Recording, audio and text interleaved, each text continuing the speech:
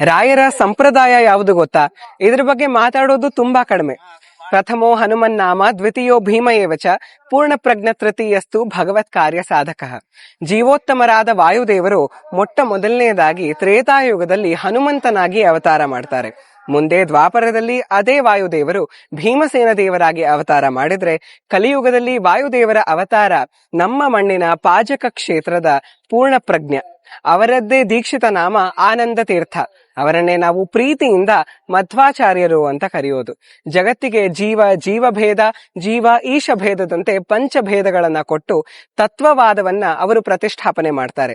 ಅದೇ ತತ್ವವಾದದ ಇನ್ನೊಂದಷ್ಟು ಹೆಸರುಗಳು ಮಧ್ವ ಸಿದ್ಧಾಂತ, ದ್ವೈತ ಸಿದ್ಧಾಂತ. ಇದೇ ಮಧ್ವ ಸಂಪ್ರದಾಯದಲ್ಲಿ ರಾಯರು ಅವತಾರ ಮಾಡ್ತಾರೆ. ಒಂದು ಬಾರಿ ಅಲ್ಲ, 2 ಬಾರಿ. ಮೊದಲನೇ ಬಾರಿ ಅವರು ವ್ಯಾಸರಾಯರಾಗಿ ಅವತಾರ ಮಾಡ್ತಾರೆ, ಪುರಂದರದಾಸ ಹಾಗೂ ಕನಕದಾಸರ ಗುರುಗಳಾಗ್ತಾರೆ. 2ನೇ ಬಾರಿಗೆ ಅವರು ವೆಂಕಟನಾಥನಾಗಿ ಅವತಾರ ಮಾಡ್ತಾರೆ. ಅವರದ್ದೇ ದೀಕ್ಷಿತ ನಾಮ ರಾಘವೇಂದ್ರ. ಹರೇ ಕೃಷ್ಣ.